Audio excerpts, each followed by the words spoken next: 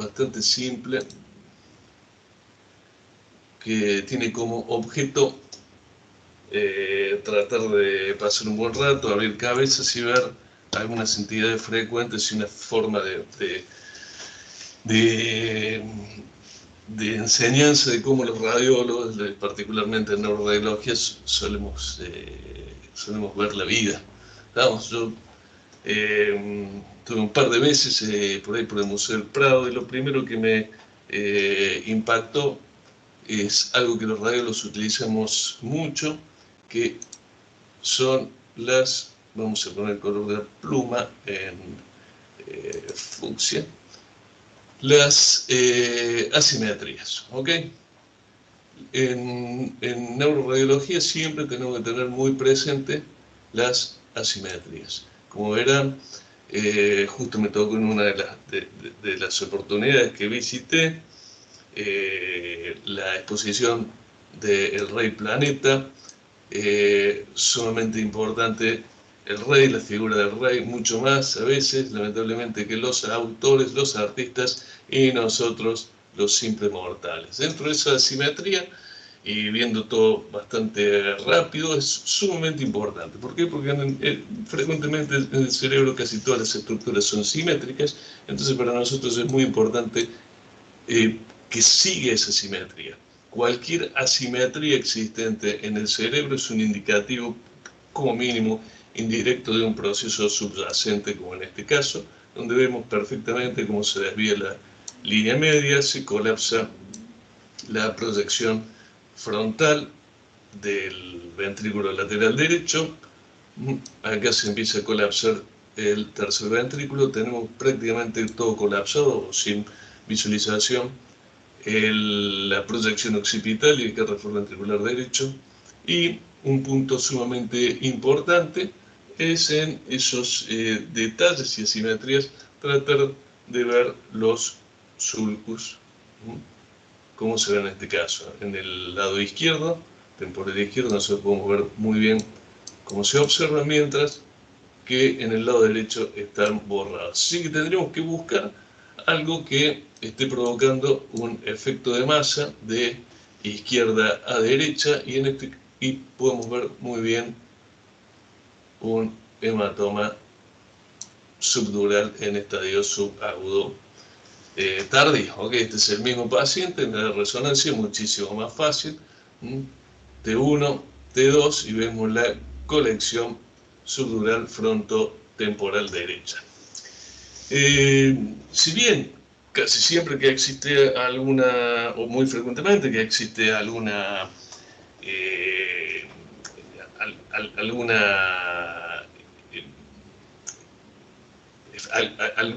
algún proceso que provoca efecto de masa va a causar alguna asimetría, hay algunos otros procesos que no causan una asimetría muy evidente, y entonces ahí tenemos que tener mucho cuidado y no es tan útil esa asimetría evidente. En este paciente es algo que en todas las guardias, en la radiología lo vemos con relativa frecuencia.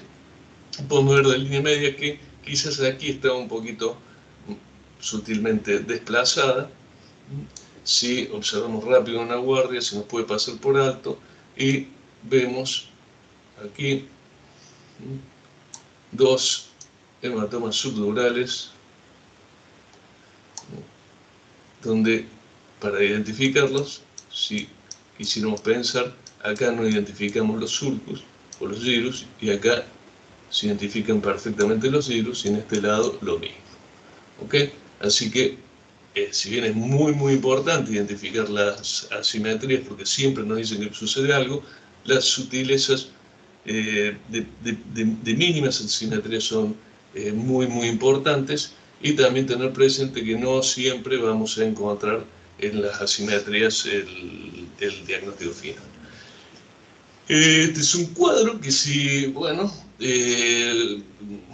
cualquiera que no sea, que no sea radiólogo se lo puede pasar por alto, y bueno, y pensar, no sé, que estamos frente a una cuestión nueva, esta de identidad de género, cambios de género y ese tipo de cosas, pero en esta época eso no existía. Entonces, nosotros que estamos acostumbrados a identificar las sutiles diferencias de contraste y particularmente los tonos de grises, podemos identificar perfectamente que se trata de un matrimonio heterosexual con la mujer, que es esta, amamantando a su pequeño hijo, y lo que tiene en realidad es hirsutismo. Esa es la forma que tiene o por lo menos yo, cuando vi el cuadro, de identificar esas sutilezas, ¿okay? Esas sutilezas en los distintos tonos, que lo aplico a diario desde hace ya muchos años, lamentablemente, en los estudios de resonancia y tomografía, como en este caso.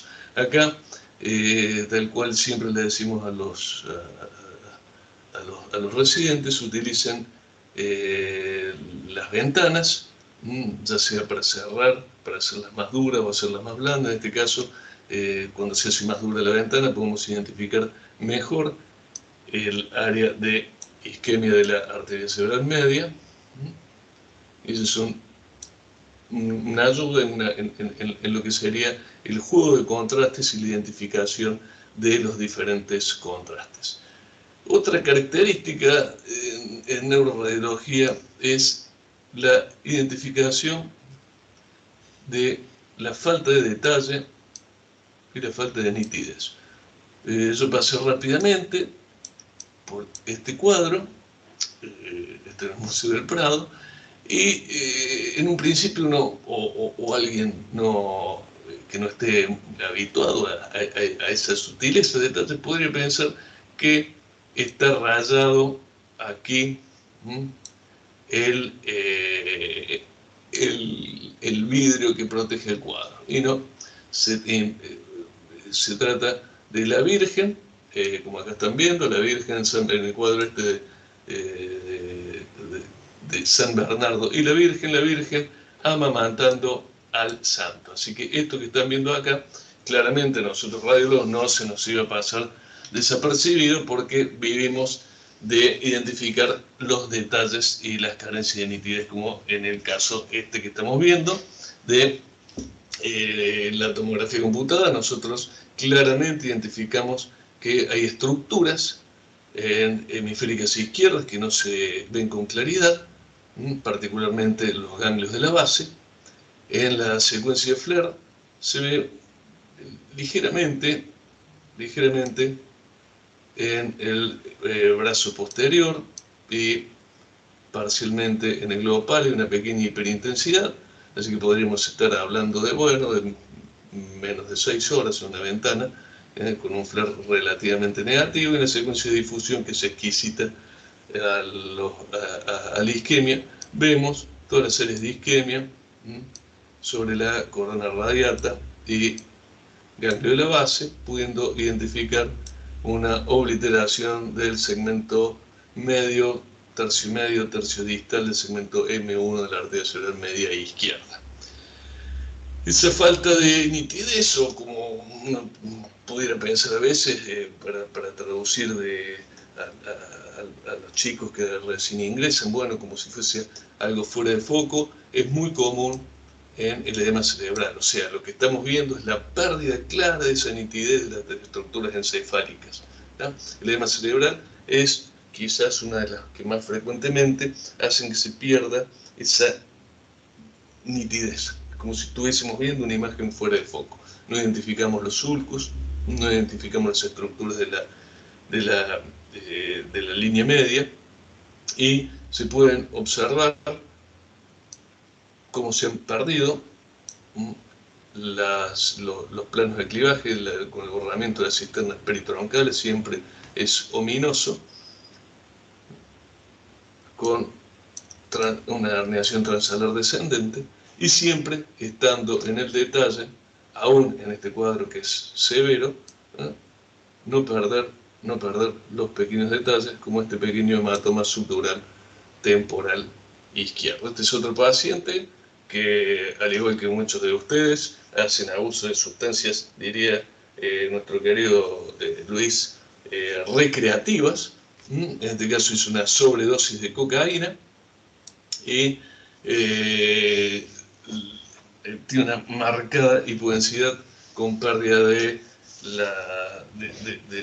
los sulcos y de las estructuras anatómicas que nosotros solemos ver, y tener un especial con borramiento de las cisternas peritroncales, con el signo de la reversión del cerebelo, que es muy frecuentemente visto también en el edema cerebral difuso. Otra característica que tenemos los radiólogos y que debemos ir aumentando e incorporando es la identificación de los detalles relevantes. Esos detalles relevantes en las imágenes hacen al pronóstico, o sea, no solamente lo que es evidente, lo que se ve a prima facie, sino aquellos signos o aquellas entidades que nosotros podemos identificar que pueden hacer al cambio de pronóstico o indicativo del pronóstico y ergo muchas veces el tratamiento. En este cuadro, si nosotros lo pasamos rápidamente desapercibido, podríamos identificar a un hombre que está con su familia, la mujer, los hijos. Sin embargo, claramente es un hombre agonizante, bajo la atenta mirada de la neuroradiología, es un hombre agonizante, con su mujer, no sabemos si agradeciendo o despidiéndose, la hija, que lo está secando, lo está animando, y atrás que claramente no es un hijo, ¿no?, sino que es un ángel. ¿Ok? Ven las alas, es el ángel de la muerte, que se está llevando al padre como sutil identificación del dato relevante. El dato relevante en esta pintura es claramente la presencia del ángel de la muerte. Bueno, esta paciente de 45 años se ingresa en coma, se le hace la tomografía computada de ingreso y siempre es bueno lo que se ve rápidamente, decir, bueno, listo, tiene una hemorragia a la ovaria izquierda. Y la pregunta es, bueno, ahí concluimos, eso es lo único que podríamos decir. No, claramente no. Tiene otros signos que son muy relevantes: la hemorragia meningia o subaracnoidea, la hernia subfalciforme, que marca una emergencia y un pronóstico, y claramente el signo de remolino en la serie sin contraste, que indica un sangrado activo.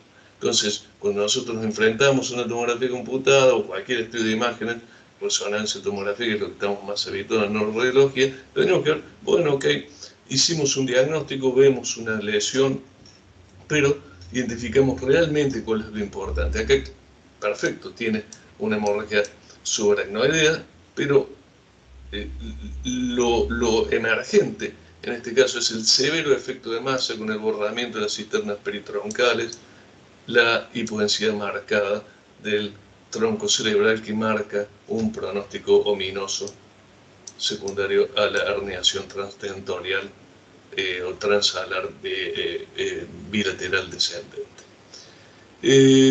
Dentro de esas cosas y sutilezas que nosotros nos vamos preguntando, aparte de hacer el diagnóstico primario, como en este caso, donde vemos una hemorragia silviana derecha con inundación del tercer ventrículo, hidrocefalia evolutiva. Es decir, nosotros es ahí donde empezamos a preguntarnos, bueno, ¿podemos decir algo más referido a esto? ¿Podemos ir un poco más allá?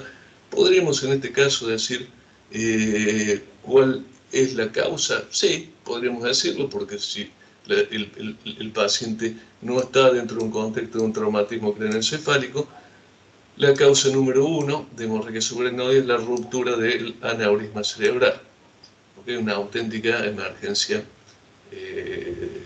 neurológica, como es en este caso. Podríamos quizás predecir su localización. Bueno, eso es bastante discutido, pero en términos generales podríamos pensar donde más existe el acúmulo de sangre, ese sería el territorio. Sin embargo, siempre recuerden que en el caso de los aneurismas, 30% o más quizás son múltiples, así que siempre hay que estudiar hacer el seteo completo de la evaluación del circuito arterial anterior y posterior. Este paciente tiene el aneurisma en la trifurcación silviana y los signos sutiles y esas cosas que nosotros vamos a empezar a cambiar. Podemos ver la umbilicación, no zona de debilitamiento, con el sangrado, el severo efecto de masa. Acá, si se fijan bien, tenemos esto es producto de la hemorragia, que desplaza el A1 y A2 y A3 bilateral, y acá ya empezamos a tener algún signo incipiente de vasoespasmo, ¿okay? Que también va a marcar el pronóstico de tratamiento. Son pequeños detalles. Este es les voy a ser completamente honesto, fue el cuadro que más me gustó, del Greco, me parece fantástico, pero este cuadro tiene algo que es justo para la neuroradiología, que vive muchísimas veces de esto, los pequeños detalles. ¿Y por qué? Porque, bueno, en realidad el punto, como lo están viendo acá, que le saqué la foto, bueno, cabe aclarar que no te permiten sacar fotos, te andan persiguiendo, y yo lo pude hacer. Conducta absolutamente reprochable, ¿okay? Pero les juro por Dios que lo decís sin flash, así que no creo haberle causado ningún daño al patrimonio del Museo del Prado. Bien, en este caso, el punto cardinal es que no se sabe quién es el tipo la persona la cual el Greco retrató. Sin embargo, hay un pequeño detalle que hizo, como ustedes están viendo acá en la placa, que es esta placa de la pared, que se tratara de identificar. ¿Y cuál fue el detalle, el pequeño detalle? Esto que están viendo acá en el dedo. ¿Ok? En el dedo, los médicos en esa época utilizaban un anillo con una cruz muy identificatoria del médico, así que los historiadores revelaron que podría tratarse de estas dos personas que figuran acá, Luis Mercado, médico de la corte de Felipe II, o el otro, que era amigo también personal del Greco, que podría haber sido Rodrigo de la Fuente. Bueno, quien haya sido, lo relevante para poder tener una pista firme de a quién le pudo haber hecho el retrato al Greco, fue ni más ni menos que este pequeñísimo detalle, sutil detalle de nosotros en neuroradiología vivimos a diario. Si lo observamos rápidamente, si bien esto es algo grosero y para que se pueda entender, nosotros acá diríamos, bueno, esto es una lesión quística y podría malinterpretarse como un quiste aracnoideo. Sin embargo, van a ver que está un poco festoneado, a pesar de que tiene densidad líquida, similar al líquido cefalorraquídeo, como ven acá en el ventrículo lateral izquierdo, y acá tiene un puntito de calcio mural en hora 6. El T1 y el T2 pueden tener señal similar al líquido cefalorraquídeo. Sin embargo, ya empiezan a ver que existe efecto de masa, que existen tabiques y áreas pseudonodulares. Acá, bueno, estos detalles son los que a nosotros nos hacen inmediatamente pensar en que, bueno, no se trata de una entidad benigna, no se trata de un quiste, menos aún de un quiste aracnoide, y empezamos a utilizar el arsenal que tenemos a mano en neuroradiología, donde podemos utilizar desde ya el contraste paramagnético endovenoso, espectroscopía, DTI y perfusión para tratar de tipificar con mayor exactitud la lesión. Ahí están viendo esta lesión que provoca efecto de masa marcado sobre el sistema ventricular, estructura de línea media y un intenso realce periférico tratándose de un ganglioglioma. Un punto sumamente importante es la identificación y tiende a ser, y lo van a ver en muchas publicaciones sobre todo de Radiographics, hablando de los puntos ciegos de la radiología. Nosotros tenemos que tratar de siempre identificar eso que no se ve, eso que no está tan evidente, los puntos ciegos. Este cuadro, nosotros podríamos pensar, bueno, cuántos gatos identificamos, y fácilmente son 2, ¿ok? Sin embargo, acá está el tercero al acecho. ¿Ah? Esto es claramente fácil de identificar, pero este también es un gato, y a veces, bueno, como nos ocurre en la vida real, nos podemos comer uno, y se nos pasa por alto este pequeño hematoma subdural, muy poco definido, y a veces en una guardia se les puede pasar por alto muy fácil. Las agrupaciones. Bueno, ¿qué me ocurrió a mí cuando yo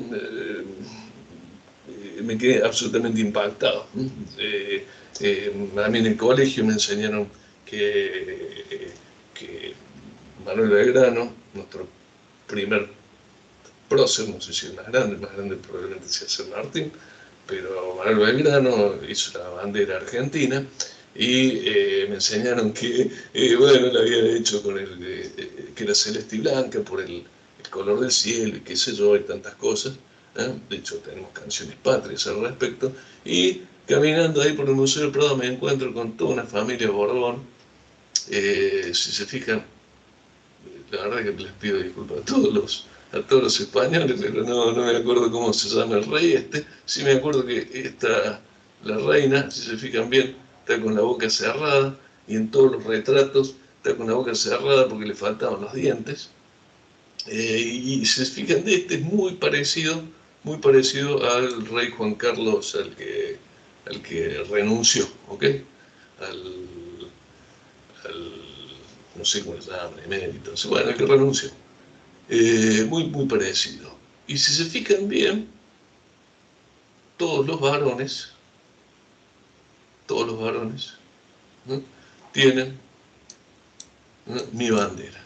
Y ahí me encontré con que lo que yo creía que era mi bandera, una cosa original de mi prócer, resultaba ser ni más ni menos que la identificación de los Borbones, y que solamente lo usaban los varones. ¿Ok?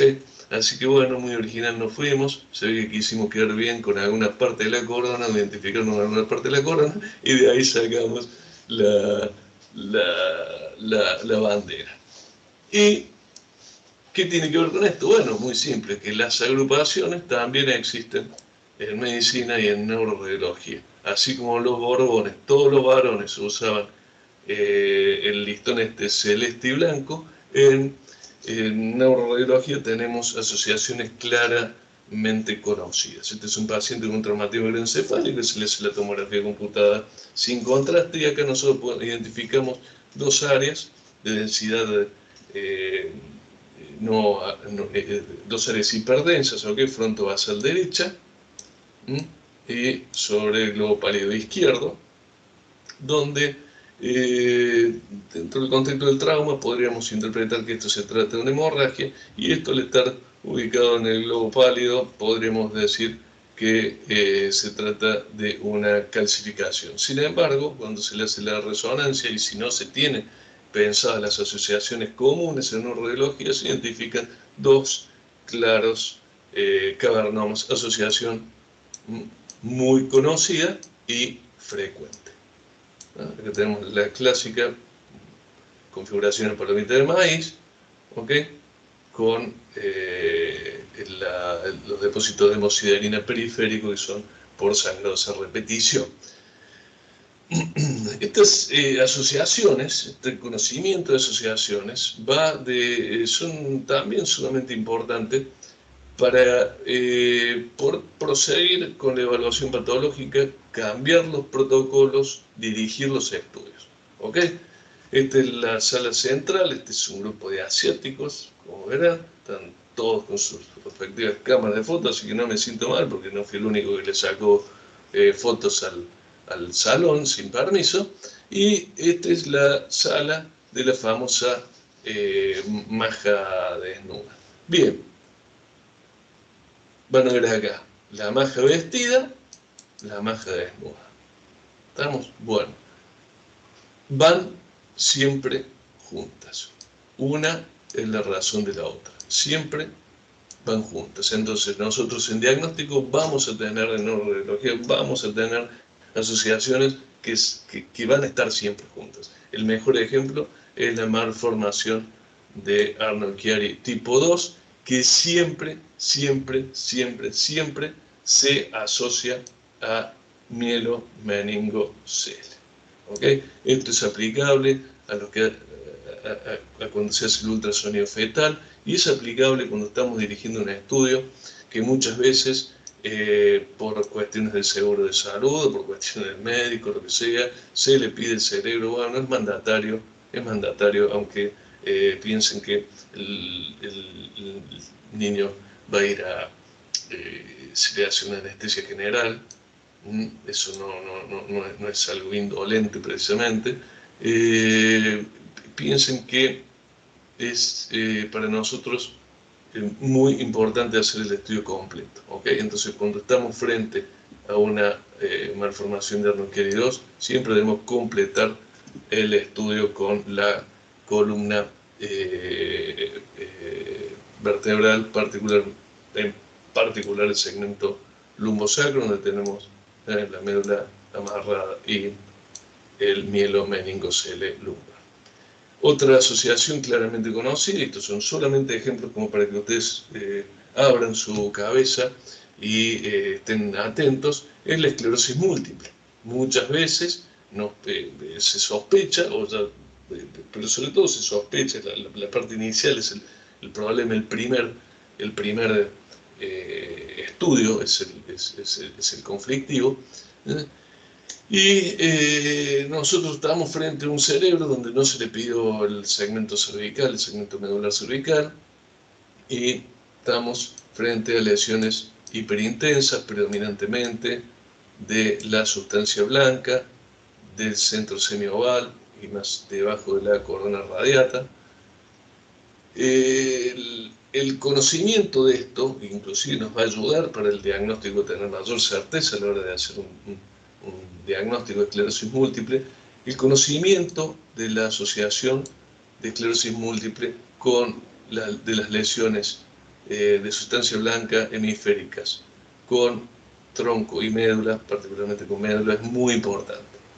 Entre el 55 y 75% de los pacientes que presentan esclerosis múltiple van a tener un compromiso medular. Entonces, para nosotros puede ser mucha ayuda. Lo único que deberíamos tener que hacer es ampliar mínimamente el FOB. No nos lleva nada de tiempo, es una buena práctica, al segmento cervical en secuencia T2 STIR, y si tenemos tiempo T1 mejor. Entonces, vamos a poder realizar un diagnóstico mejor, vamos a tener una mejor práctica, y todo eso se debe al conocimiento de estas asociaciones. cuando iba caminando me encontré esto. Yo tengo que reconocer que yo no soy afecto a tomar los tours ni nada de eso, así que yo voy libremente tanto por las ciudades como cuando me toca ir a alguno de estos lugares, un museo, voy libremente, y lo que me gusta y me detengo. Y entonces cuando vi esto, y yo inmediatamente lo identifiqué, o sea, no tuve ninguna ninguna duda de qué se trataba, ya que estaba todo, prácticamente todo dedicado al famoso Felipe II y su corte real. Bueno, yo dije claramente, este es un R2 de la corte de Felipe II, ¿ok? Durmiendo, rascándose. Nosotros también en neurología tenemos entidades que no tenemos que andar dando mucha vuelta, no tenemos que volvernos muy locos, como en este caso, dos quistes aracnoideos, polos temporales, se provoca la sustracción del líquido cefalorraquídeo, en el líquido cefalorraquídeo, listo. No hay diagnósticos diferenciales que tengan que entren en cuenta, ¿ok? No hay que darle vuelta. Esta es otra, tenemos lesiones quísticas con calcificaciones periféricas intralesional, algunas calcificaciones espacio subaracnoideo. Claramente esto es una neurocisticercosis, lo que estamos viendo en el punto es el Scolex, no hay que darle vuelta, no tiene otro diagnóstico diferencial al respecto. Este es un sagital T1, donde vemos claramente, identificamos un quiste coloide dispuesto sobre el foramen de Monro, muy característico también, no hay que darle tantas vueltas. Acá podemos agregarle la sutileza y estar atento a todos los detalles. En neurología todos los detalles son importantes y podemos ver claramente que aparte el paciente tiene una parálisis supranuclear progresiva. Este es el típico signo de colibrí, miren qué bonito, y la reducción del volumen de la lámina cuadrigeminal superior en relación a la inferior. Hermoso. Bueno, pequeños detalles que vivimos en la neuroradiología. No soy, estos son sueños recurrentes que uno puede tener, yo particularmente pensando en algún que otro residente, pero no, este es la famosa cabeza de Medusa, un dios griego llamado Perseus. Bueno, cabeza de Medusa, que se traduce en neuroradiología en esto, que es una anomalía venosa del desarrollo, y no tenemos que darle mucha vuelta, acá drenando. No tenemos que darle mucha vuelta, no es otra cosa, no hay que volverse loco, no hay que inventar, y punto. El sentido común, el contextualizar, sumamente importante en todo, ¿ok? Pero bueno, en neuroradiología, más aún. Yo iba caminando distraído por Florencia y me encuentro con esta imagen, ¿no? Y lo primero que me llamó la atención en esta imagen de perfil era lo que podría interpretar a primera vista como un miembro realmente descomunal, ¿no? De un tamaño descomunal. Y bueno, por más que sea un dios o un semidios, se le ha desproporcionado el miembro. Me parece que algo no funciona bien. Entonces, bueno, continué el estudio de la imagen, avancé y me encontré cuando estaba de frente que en realidad no, al igual que la mayoría, tenía un pequeño pene, y acá tenía un bastón o algo parecido que me daba una imagen alterada. ¿Okay? Esto sucede todo el tiempo y es muy importante tener esto, sentido común, y contextualizar los hallazgos que nosotros vemos en las imágenes. Acá tenemos dos pacientes. El paciente de arriba, tomografía y resonancia de T1 con gadolinio, el de abajo lo mismo, las dos tomografías son sin contraste. Este es un paciente que tiene 25 años y este es un paciente que tiene 50 años. Si bien las imágenes o la caracterización de las imágenes podrían ser similares, el hecho de la edad es sumamente importante, ¿okay? Sumamente importante, ya que en el primero, tratándose de la edad, que es de ubicación infratentorial y que atraviesa la línea media en sentido contralateral al otro hemisferio, nosotros estaríamos pensando en un meduloblastoma. ¿Okay? Mientras que en el segundo, tener 50 años con un mayor componente de necrosis y un intenso realce periférico causando marcado efecto de masa con colapso del cuarto ventrículo, nosotros tendríamos que pensar en un glioblastoma. ¿Okay? Una segunda,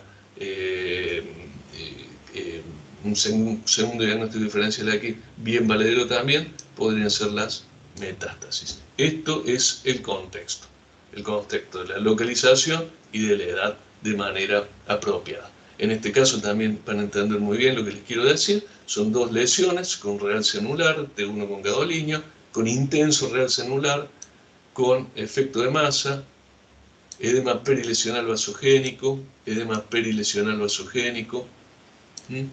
Sin embargo, las imágenes también nos dicen del estatus, podríamos hablar del estatus neurológico en ese momento, el momento de realizar el estudio, que está muy movido, el paciente está muy movido por su estatus neurológico, pero es muy importante el contexto. ¿Está? En el paciente de la derecha, que es el nuestro, la derecha radiológica, que es el nuestro, tiene un antecedente de melanoma, por lo cual nuestro primer diagnóstico diferencial y el diagnóstico definitivo es el de metástasis del melanoma, mientras que el segundo ingresa con un síndrome meningio. Nosotros estamos frente a un absceso cerebral, tenemos otro, aquí tenemos un realce leptomeningio, tenso realce leptomeningio, muy poco pequimeningio, y algo relevante, en un punto que ya tocamos antes, sobre la periferia, no se olviden de la periferia. Fíjense el empiema subdural que tiene este mismo paciente. El contexto sumamente importante. Acá las imágenes son similares, si bien no son idénticas, son similares. Dos pacientes diferentes. Este paciente tiene como clínica hipertensión endocraniana, mientras que el de la izquierda tiene una hemiplegia de 72 horas de instaurado. Si bien aquí podemos nosotros identificar cierta infiltración y un cierto respeto mínimo del polo anterior de los virus temporales, existe un incremento del volumen del lóbulo temporal con compromiso hipocámpico, con compromiso del borramiento de la cisterna peritroncal, y podríamos también, si nosotros no tenemos el contexto adecuado, haber dicho que tiene un stroke y haber hecho un mal diagnóstico, ¿okay? Un diagnóstico erróneo, así que es sumamente importante. Por el contrario, en este paciente que sin un contexto clínico propio también podríamos ingresar como un diagnóstico diferencial la posibilidad de un tumor de origen glial, un astrocitoma. Claramente nuestro primer diagnóstico diferencial es el de stroke isquémico provocado porque tenemos una hemiplegia de 72 horas que tiene un correlato adecuado. Bueno, cuando terminé de repasar, que hacía 2 años que no lo daba, eso siempre se lo doy a fin de año, vi esta imagen que como terminé en el 2019 cuando se fue mi querido Andy. ¿ok? Así que cuando veo eso me di cuenta que, bueno, que faltaban otros que no nos habíamos podido despedir. Bueno, con la siempre recordada y queríamos a ver, siempre nos despedimos. Gabrielito también terminó en plena pandemia y se fue a Bucaramanga. Acá lo tenemos a Chucho, que siempre lo recordamos, a nuestro querido Holguín, y Zuli, que también terminó nuestra querida Zuli, y tampoco le pudimos hacer su merecida despedida debido al puto bicho. Así que bueno, acá nuestra querida Carolina y los más jovencitos y los no tan jovencitos, ¿ok? Yo para finalizar también voy a aprovechar, y como esto es una cuestión, de pensamiento, es el pensamiento casi siempre equivocado mío, y como neuroradiólogo, como voy viendo la vida, bueno, les transmito los sentimientos. Estos son nuestros 3 ingresados, Denis, José, Rodrigo, y siempre pienso yo, bueno, estos 3 chicos, al igual que todos los ingresados, deben creer que la tienen grande, así como el cañón, como el nabo que está con el cañón ahí, diciendo, la tengo re larga. Cuando obtienen ese pensamiento, yo tengo que hacer las correcciones o los preinformes, y entonces ahí con el dedito les estoy diciendo lo que pienso. Cuando creen tenerla así en sus preinformes, digo, terribles petardos, ¿ok? Así que, bueno, esa es la bienvenida a los de este año, y mi pensamiento cuando tengo que corregir algunos preinformes. Este soy yo. ¿Cómo me siento yo? Los lunes, o cuando todos se van de vacaciones, de que estamos hablando de arte. Y este muchacho, soy yo cuando me voy yo de vacaciones. Este claramente soy yo, y estos son los muchachos a los cuales les tiro el fardo cuando me voy. Bueno, así, exactamente así es como por lo menos yo voy caminando, y me fijo en el arte, y nunca lo puedo divorciar de mi vida diaria de la neuroradiología. Bueno, eso es todo, muchachos. Bueno, profe, muchas gracias. Muy buena Saludos, profe. Bueno. No les voy a decir, se los voy a subir para que lo vean los otros muchachos que se han ido, Lucho y compañía. Así que no les voy a decir la palabra inclusiva que les digo siempre, porque si no me van a hacer una cosa de género.